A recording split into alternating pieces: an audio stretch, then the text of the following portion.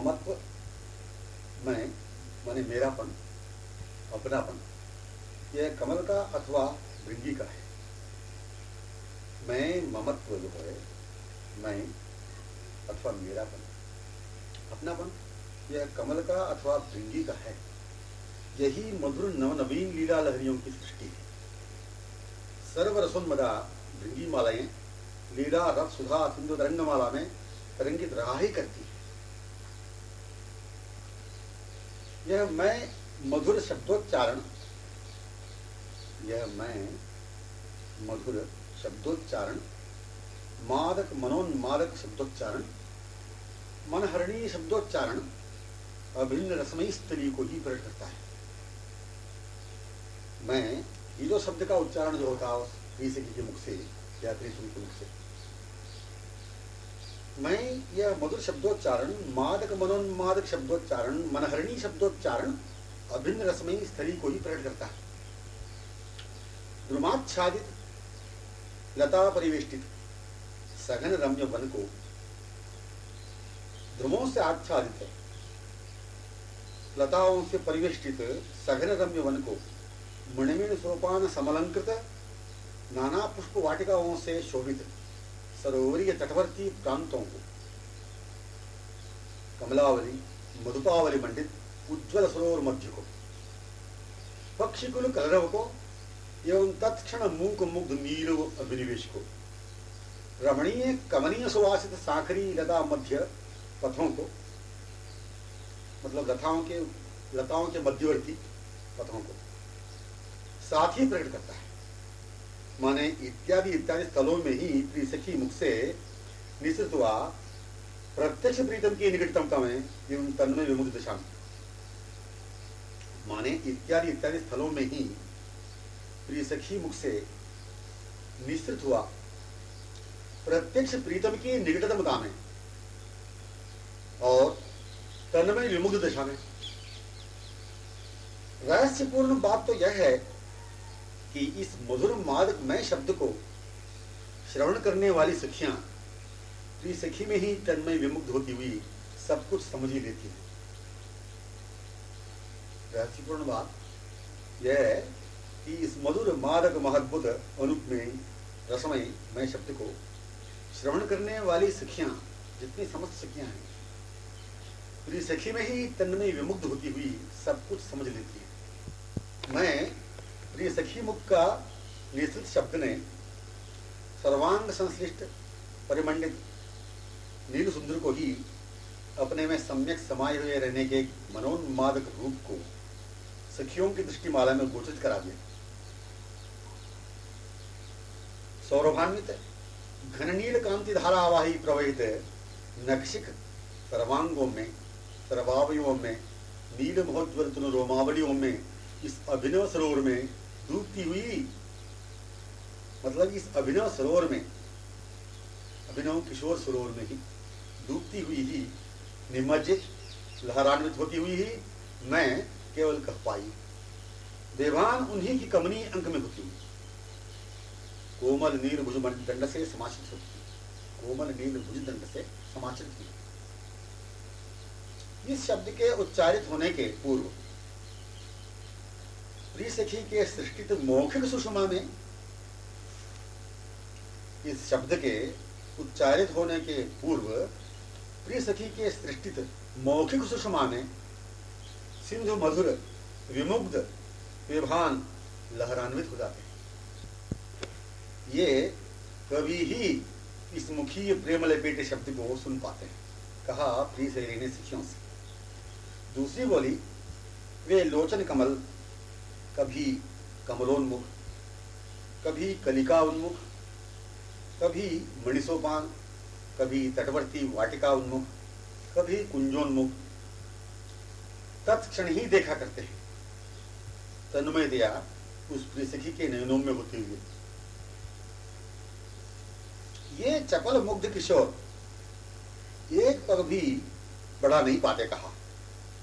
तत्क्षण दूसरे ने वाक्य पूर्ण किया यह कहते हुए कि उस मुग्धा महाविदग्धा त्रिसखी के अंगों से स्वच्छंद हाँ अलग हो ही नहीं सकते। मुग्धा एक सहेली बोली, इस शब्द को ये इसी मुख से सुना करते हैं जब कोयल कूका करती है। यही बाहों मंडित से पूछते हैं, क्या तुमने कुछ कहा था? एक मुग्धा बोली, सहेली, इस शब्द को ये, इस मैं शब्द को ये इसी मुख से सुना करते हैं जब कोयल कूका करती है, मधुर मधुर कूकती जब कोयल। यही बाहों मंडिता से पूछते हैं, यही बाहों मंडिता से अपलक होकर पूछते हैं, क्या तुमने कुछ कहा था?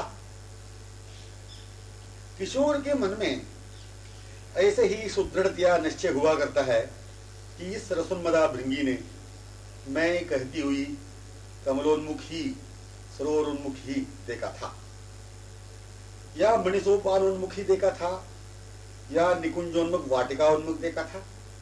उस ओर गमन करने ही कहा होगा, या कमल लाने कहा होगा, किंतु वे तन्मय विमुक्त डूबे ही रह जाया करते हैं भृंगी की मतवाली आंखों में, कहा प्रिय सखियों से। एक बार पुष्पों की लहरान्वित वाटिका की ओर इस रसोन्मदा की दृष्टि विस्फारती रह गई।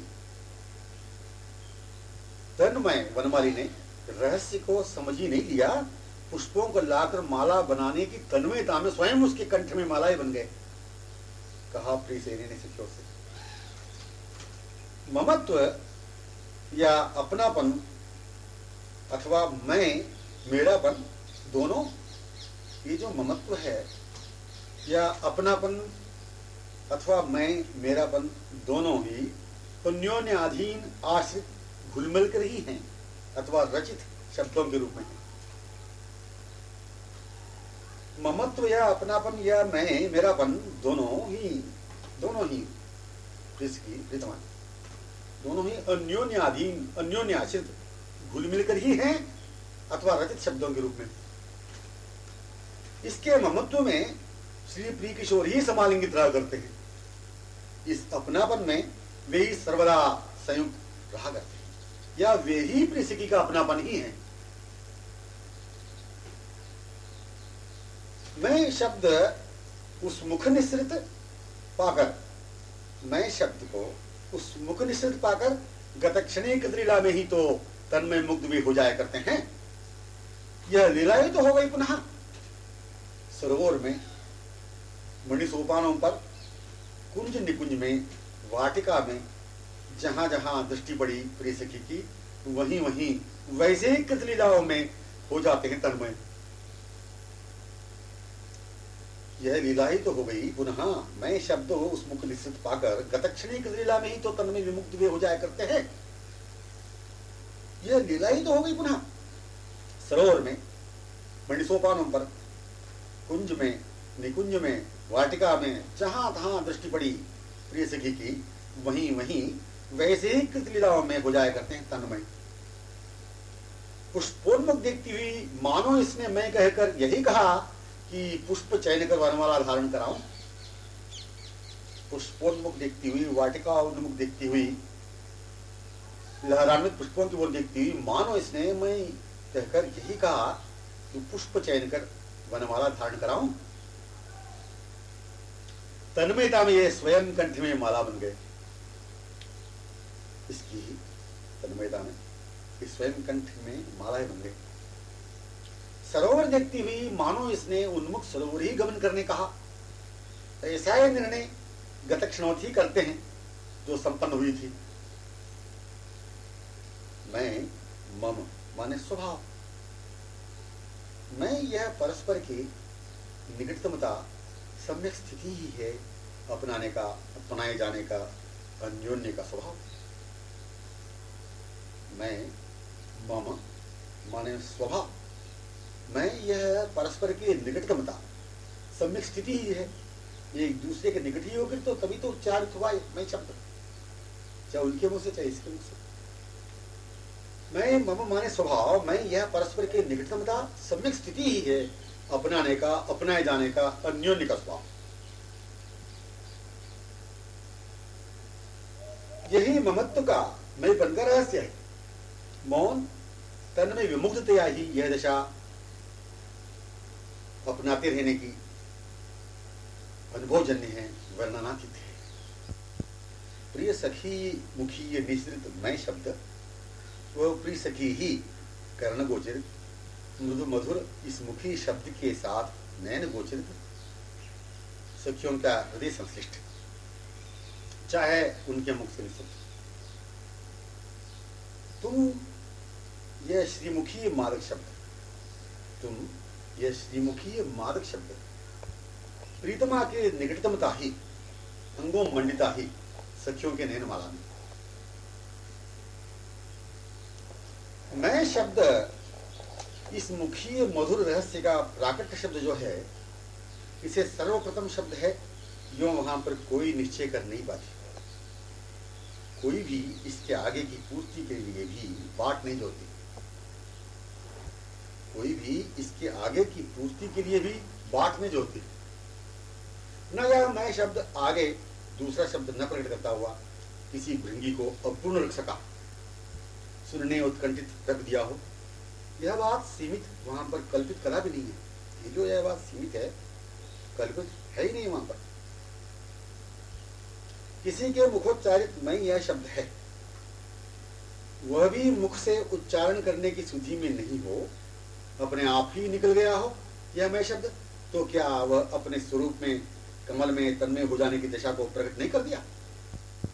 हाँ, यह भृंगी मैं ममत्व के बिना कहने के प्रयत्न के स्वयं शब्द भले ही मुख से निकल जाए, अपने कमल में ही होने की रहने की मधुर स्थिति को ही उस दूसरी को अपने मौन होने की मुद्रा से प्रकट किया दूसरी को भी अपने में, अपने दशा में, कमल में, समागम में लपेट में लिया।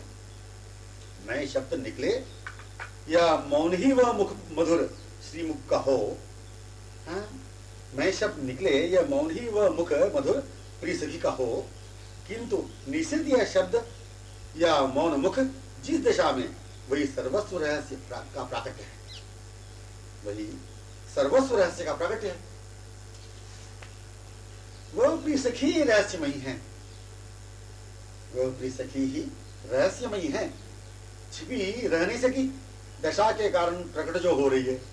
फिर मैं शब्द का मुख से निकलना न निकलना कुछ भी महत्व का, आवश्यकता का, विशेषता का, मतलब का विषय नहीं रहा। वह प्रिय सखी रहस्यमयी है, छिपी रह ही नहीं सकी दशा के कारण वह प्रकट जो हो रही है। फिर मैं शब्द का उस मुख से निकलना न निकलना कुछ भी महत्व का, आवश्यकता का, विशेषता का, मतलब का विषय नहीं रहा। मुख से मैं शब्द का निकलना ही महत्व है, नहीं तो महत्वहीनता की क्या वहां पर कल्पना, मतलब क्या तभी है क्या इस शब्द से ही आवश्यकता का निर्णय महसूस है? निखिल भृंगी जगत का एकमात्र जीवन भूषण, वैभव, प्राण, हृदय की अपनी प्रतिपल यही रहा करती है प्रिय सखी रसोन्मदा भृंगी। यह कहने की आवश्यकता रहती नहीं कि प्रिय सखी की ही आवश्यकता में, प्रिय सखी के प्राण में, जीवन में अभिन्न, आश्रित, प्रेरित, अनुप्राणित सभी रहा करती हैं। यह कहने की आवश्यकता रहती नहीं है प्रिय सखी की ही आवश्यकता में, प्रिय सखी के प्राण में, जीवन में अभिन्न, आश्रित, प्रेरित, अनुप्राणित सभी रहा ही करती। हाँ, ऐसा कहना भी सुंदर पर्याप्त पूर्णता ही है कि मैं शब्द ही सब कुछ है, पूर्ण वर्णन हो चुका उनका या इस प्रिय सखी का। प्रिय सखी में उनका हो चुका या प्रीतम में प्रिय सखी का हो चुका, अथवा कुछ भी न शब्द निकलने की मौन विमुक्त दशा ने सब कुछ बोल दी। गोपनीय रह नहीं सकी या छिपा कर रख नहीं सकी दशा प्रिय सखी को। दशा नाम है उसका कि जिसके सिर पर चढ़कर बोले, और सहेली नाम है उसका कि निकटतमा चुपचाप मौन मुग्ध होती हुई सब कुछ देखे व सुने। बुलवाती हो मौन मुग्ध रहती हुई भी तो दशा ही क्या गुजरा है, यही स्पष्टतया सम्यक दृश्य सहित, कृतलीला प्रसंग सहित मानो इसके भी संग में, हाँ इसकी भी समीपता में तत्क्षण हो रहा हो, ऐसी इसे भी तद्वत दशा में तन्मय कराने वाली दशा है प्रिय सखी की, जिसे देखकर इसकी भी सहेली उसी दिशा में आ चुकी। इस तीसरी की देख इसकी भी सहेली आ गई, फिर चौथी की उसकी सहेली पर अपनी दिशा से अभिभूत वशीभूत प्रभावित किया। यह एक से एक को प्रभावान्वित ही कराते कराते संपूर्ण भृंगी साम्राज्य को ही तद्रूप व्यापक दशा के चमत्कार में निमग्न यहां तक करा दिया कि चैतन्य की क्या कहें, जड़ को यह पता नहीं होने दिया कि मैं जड़ हूं। यह एक से एक को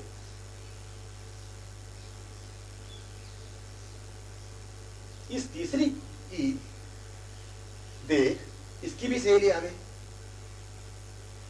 फिर चौथी की उसकी सहेली पर अपनी दिशा से अभिभूत वशीभूत प्रभावित किया। यह एक से एक को प्रभावान्वित ही कराते कराते संपूर्ण भृंगी साम्राज्य को ही तद्रूप व्यापक दशा के चमत्कार में निमग्न यहां तक करा दिया कि चैतन्य की क्या कहें, जड़ को यह पता नहीं होने दिया कि मैं जड़ हूं। क्या ही अद्भुत अवर्णनीय असीमामयी यह मादक माधुरी दशा, क्या ही अद्भुत अवर्णनीय अकथनीय असीमामयी यह मादक माधुर्य दशा। जब यह प्रिय सखी की दशा की बातें एक दूसरी को लपेट में लेती हुई समस्त भृंगी मालाओं को अपने में कैद कर डाली विमूर्छित बेभान, जहां पर जड़ को होश ही नहीं रहा कि मैं जड़ हूं, फिर इस मादक तन्मयता में भृंगी कुल की बातें सुनकर दशा अपने को भी प्रभावान्वित किए बिना रहेगी, जरा भी नहीं। इसे सुनते ही तब दशा से मंडित अपने को यह सुधी रह सकेगी कि मैं अमुक हूं, मैं अमुक हूं, मेरे अमुक हैं इत्यादि इत्यादि। केवल इसी मैं मेरेपन में लाकर विवश प्रीति विवश पूर्व से ही रहने वाले उस कमल ने इस दिशा की व्यापक असीम बातों के चक्कर में इस बात के सुनने के केवल निमित्त बहाने बनाकर अपने को गतक्षणी अपने स्वभाव का अनुभव करा दिया। केवल इसी मैं मेरेपन मिलाकर विवश प्रीति विवश पूर्व से ही रहने वाले उस कमल ने इस दिशा की व्यापक असीम बातों के चक्कर में इस बात के सुनने के केवल बहाने बनाकर निमित्त बनाकर अपने को गतक्षणीय अपने स्वभाव का ही अनुभव कराया। प्रिय सखी की मूक मुग्ध दशा अथवा मई शब्दोच्चारित प्रिय सखी मुख पर्याप्त है अपने को इस केवल चर्चा से पूर्णता में अपने स्वरूप सौंदर्य में उन्हीं तन्मय मुग्ध मंडल में आ जाने में। मैंने कहा प्रिय सखी की मूक मुग्ध दशा अथवा मई शब्दोच्चारित प्रिय सखी मुख पर्याप्त है अपने को इस केवल चर्चा से पूर्णता में अपने स्वरूप सौंदर्य में उन्हीं तन्मय मुग्ध मंडल में आ जाने में। मैं शब्द को सुनकर बिना उस मुख से आगे सुने ही सब कुछ देख लिया करती हैं उसकी प्रिय सहेली जो है। न जाने कितनी गुजरी हुई नौनुवायमान लीला लहरियों में लहरान्वित होती गई। मैं शब्द को सुनकर बिना उस मुख से आगे सुने ही सब कुछ देख लिया करती उसकी प्रिय सहेली जो है निकटतमा। न जाने कितनी गुजरी हुई नवनवीन लीला लहरियों में लहरान्वित ही होती रह गई। लीला का रहस्य तो केवल प्रिय सखी मुखी है अथवा कोई एक शब्द उस मुखी हो। लीला का रहस्य तो केवल प्रिय सखी मुखी है अथवा कोई एक शब्द उस मुखी हो। इसे देख या सुनकर तन्मयता पूर्वक होने वाली कभी कभी निर्णय करने के लिए भी रहती नहीं है। इस चर्चा में होने वाली वही इस रहस्य से एक होकर तन्मय हो गई। किशोरी किशोर में तन्मय हो गई। तन्मयता अभिगतिया अपने किशोरियों में एक संग संग अथवा अनुभूत पा लिया। प्रिय सखी की चर्चा दोनों सखियों मध्य जो हो रही है वही किशोर किशोरी की मानव गतक्षणवत प्रत्यक्षवत मिलन नवनव लीला लहरियां हैं। प्रिय सखी निकटतमाओं में एक अपने को पा लिया। मतलब चर्चा में होने वाली वही इस रहस्य से एक होकर तन्मय जो हो गई, किशोर किशोरी में तन्मय जो हो गई, तन्मय दिया अभिन्न दिया अपने को किशोरियों में एक संग संग अथवा अनुगत पा लिया, प्रिय सखी निकटतमाओं में एक अपने को पा लिया। एक बार ही होना चर्चा का रहस्य है, एक बार ही होना चर्चा का रहस्य है। एक बार अपने स्वरूप स्मृति में भान में आना चर्चा का रहस्य है। बस एक बार के लिए ही मन को पूर्णतया प्रदान करना चाहिए। बारंबार प्रदान करने की बात नहीं, एक बार मन पूर्णतया हो जाए चर्चा में पर्याप्त है। निज रूप में सहज स्वभाव में अपने को पा लेने में कहने की सार बात यही कि प्रिय सखी को ऐसे उनमें देखती हुई तन में विमुक्त दिशा में जो होती रहा करती है, यही चर्चा का रूप है। यह चर्चा ही लीला है, भाव है। कहने के साथ बात यही कि प्रिय सखी को ऐसे उनमें देखती हुई तन में विमुक्त दिशा में जो होती रहा करती हैं, यही चर्चा का रूप है। यह चर्चा ही लीला है, भाव है।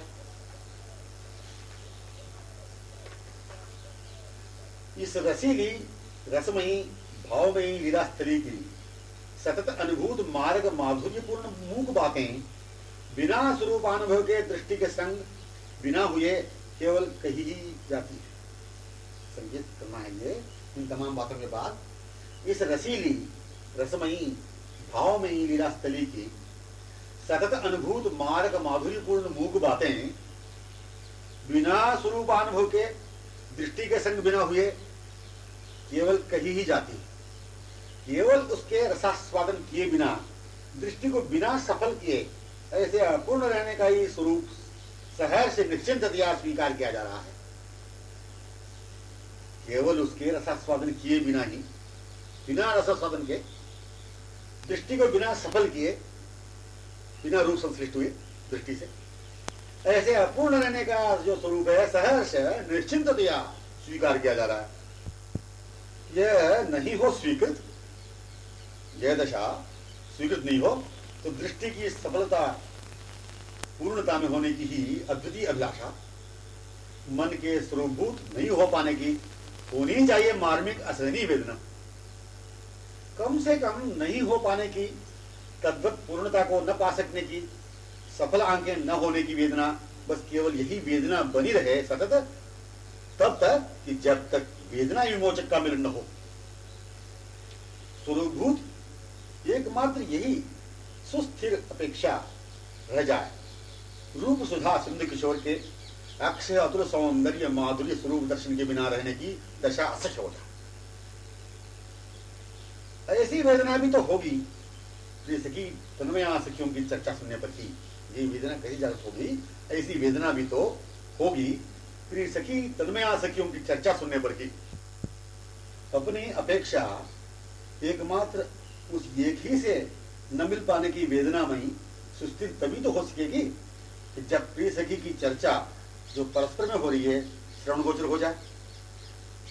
उस चर्चा का विषय मधुर रूप ही जो है, सखी मुख श्रुत उस दूसरी से अनुगत होकर सुनकर रूप वर्णन अपने स्वरूप को थोड़ा थोड़ा प्रदर्शित तो करता गया प्रिय सखी के साथ।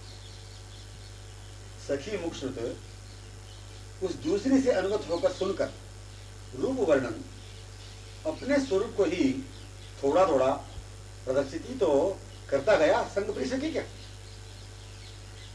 सफल आंखें न हो पाने की वेदना बनी हुई सतत रहने, इसलिए कहा कि यह वेदना कहीं अनपेक्षितों से मिल, ये वेदना कहीं अनपेक्षितों से मिल रुक न जाए, दब न जाए।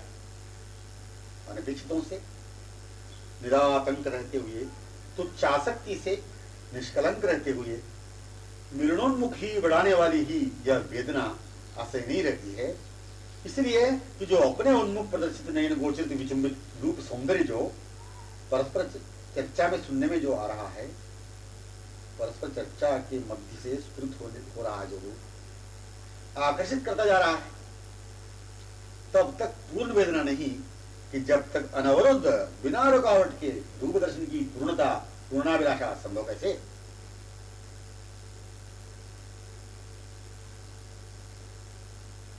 सम्यक वेदना रूप संयुक्त ही तो सखियों की चर्चा का विषय रहा। सम्यक वेदना, पूर्ण वेदना, सम्यक असहनीय वेदना रूप संयुक्त ही तो सखियों की चर्चा का विषय रहा। वेदना रूप को पाने की, रूप सहित ही तो जागृत होकर पूर्णता वेदना की पूर्ण मिलन से सफल हो पाई। वेदना पूर्णता क्या, मिलन ही तो, मिलन में ही तो। तब वेदना ने संग को ही तो व्यक्त किया। तब वेदना ने संग को ही तो व्यक्त किया। व्यक्त क्या किया, उस वेदना में हृदय से समालिंगित ही करा दिया। रूप का अभिनव अनुरूप स्वरूप ही तो है वेदना। रूप का अभिनव अनुरूप स्वरूप ही तो वेदना। वेदना का रंग ही तो नीलांग संग हो जाना, पा लेना है। वेदना संग नीलांग को क्या आलिंगन रूप में पा लेने में कारण सखी चर्चा प्रसंग ही है। सखी अंग प्रत्यंग रस तरंग ही जो चर्चा प्रसंग है। सखी प्रिय सखी अंग प्रत्यंग रस तरंग ही जो चर्चा प्रसंग है। ये जो नीलांग दिख रहे हैं सखी, प्रत्यंग से प्रिय सखी मिलन लीला प्रसंगों को ही प्रदर्शित कर रहा है कहानी शैली से। क्या यही परस्पर सखी चर्चा नहीं? अनंत माधुर्य सांकेतिक मिलन प्रसंगों को दिखाते हुए, अनंत माधुर्य सांकेतिक मिलन प्रसंगों को दिखाते हुए सखियों को उन समस्त लीला रस सुधासिंध तरंगों से तरंगित कराता हुआ तन्मय करा दिया करते हैं। मौज्ज्वल कोमल नीलांग जो है, जब भी दिखते हैं सखियों की दृष्टि में ऐसे ही तन्मया ही रहा करती हैं सखी सभी। मतलब जब भी दिखते हैं नीलांग सुंदर सखियों की दृष्टि में ऐसे ही तन्मया ही रहा करती हैं सभी सखियां। यह भी जो चर्चा है सुनाई जा रही है। फिर क्या आज तक इस क्षण तक गोचरित होती जाने वाली लीलाएं यही परस्पर सखी चर्चा ही के कारण नहीं, चर्चा ही नहीं, यह भी चर्चा है, सुनाई जा रही है। फिर क्या आज तक इस क्षण तक गोचरित होती जाने वाली लीलाएं, अनुभव में आने वाली लीलाएं यही परस्पर सखी चर्चा ही की मूल कारण नहीं, चर्चा ही नहीं। बिना सखियों की चर्चा सुने भी गोचरित लीलाएं मूल परस्पर की चर्चा के कारण से ही नहीं। फिर सखी तन्मय रसिक मुखश्रुत चर्चा ही नहीं। बिना सुने कब किसे क्या हुआ कोई उदाहरण मिल नहीं पाता। एकमात्र नित्य पूर्ण सुंदर मधुर की अपेक्षा का हृदय से स्वाभाविक स्वरूभूत ही होना मूल प्रधान सखियों की चर्चा ही का कारण है। मूल परस्पर चर्चा कारण, इस मूल चर्चा का कारण परस्पर मिलन प्रसंग, प्रिय सखी प्रीतम मिलन माधुर्य प्रसंग। एकमात्र नित्य पूर्ण सुंदर मधुर की अपेक्षा का, एकमात्र नित्य पूर्ण सुंदर मधुर की अपेक्षा का स्वरूप व्याकुल दशा का स्वभाव से ही होना उन्हीं परस्पर सखियों में ही चर्चा में ही पूर्व से ही रहने का कारण प्रत्यक्ष प्रमाण है। पुनः परस्पर सखी चर्चा को सुनने की तीव्र इच्छा में, पुनः परस्पर सखी चर्चा को सुनने की तीव्र इच्छा में, व्याकुलता में, लुब्धता में, हाँ लोभ में पूर्ण मिलन के अक्षय सौख्य को सहज ही अनुभव करते जाना, परस्पर के सुख से सुखी रहने का सहज अनुभव करना। वे ही चर्चा करने वालियों में, पुनः चर्चा से करने वालियों में हो जाने की पूर्वत परिपूर्णता। अनुभूत का अनुभव पुनः इन दोनों शब्दों के बीच शब्द मध्य में आकर कुछ नई श्री का क्या आवरण की कल्पना करा रहा है। अनुभूत का अनुभव पुनः इन दोनों शब्द के बीच, अनुभूत का अनुभव स्थल है, शब्द मध्य आकर कुछ नहीं श्री का क्या आवरण की कल्पना करा रहा है। यह तो बेभान दशा से भान में आने का निज स्वरूप का संकेत ही केवल है। अनुभूत का पुनः अनुभव इन दोनों शब्दों के मध्य आकर कुछ नहीं श्री का क्या आवरण की कल्पना करा रहा है। यह तो बेभान दशा से भान में आने का निज स्वरूप का ही केवल संकेत है। वही श्रीमुख चंद्र की चंद्रिका का पुनः उन्हीं में चंद्रमुख में रहते हुए ही अनिमेष आमुग्धतया अवलोकन करती हुई आंखें रह गई। चापल्य चातुर्यपूर्ण मादक अरविंद विनंदक आकर्ण पूर्ण आंखों में ही लास्यमयी भ्रू वल्लरी की सांकेतिक हृदय हरणी मूक प्रीतिपूर्णा बातों में ही रह जाना, नील कोमल सुवासिनी भुजवल्ली से विरुलित ही रह जाना, नूपुर स्वर के आमुग्ध आश्रयपूर्ण स्वरों में अपने पायलों के स्वच्छंद अभिमान को ही अनुभव करती हुई प्रफुल्ल गमन करना, हाँ अनुभूति का पुनः अनुभव इन दोनों शब्दों के मध्य का रहस्य है। कोई स्थल भेद, समय भेद, पात्र भेद, चर्चा भेद, रस भेद, दशा भेद अनुभव में कदापि न कराता हुआ पुनः शब्द ने पूर्वत ही अभेद अखंडतया रहते हुए ही अभिन्नता में ही रहने का अनुभव करा दिया। उसी स्थली में, उसी समय में, पात्रों में ही, तद्वत दशा में, माधुर्य अपार रस सुधा में ही रहते हुए ही रहने का ही अनुभव करा दिया। उसी स्थली में, उसी समय में, पात्रों में ही, तद्वत दशा में, माधुर्य अपार रस सुधा सिंधु में ही रहते हुए ही रहने का ही अनुभव करा दिया। बेभान दशा व भान दशा मध्य अभिन्नता अभेदता बनी हुई है। यह केवल लालसान्वितता की अक्षय नवनता ही रूप सुधा रस सिंधु मध्य डूबते हुए बनी रहने की मधुर दशा पुनः बनी रहती हुई बना रहता है। यह शब्द पुनः अभी मिले, पहले कदापि ऐसे नहीं मिले। यह अतृप्ति लालसा नवनवीन रूप में लोभी ही बना रहने देता है। यह अतृप्ति लालसा नवनवीन रूप में लोभी ही बना रहने देता है, बनाए रखता है वो रूप का सिंधु जो है। श्री मुखारविंद ही सुधा का असीम सिंधु है। श्री मुखारविंद ही सुधा का असीम सिंधु है। यह कदापि अपने में डूबी हुई को डूबे रहने की तृप्ति कराई नहीं, न उसे ही हो पाई तृषा की शांति। पुनः पुनः यह ऐसी दशा ही जो इस शब्द रूप में पुनः है। निरवधि तृषा, निरवधि यह पुनः शब्द इसी भाव को लेकर भरपूर है। इसी भाव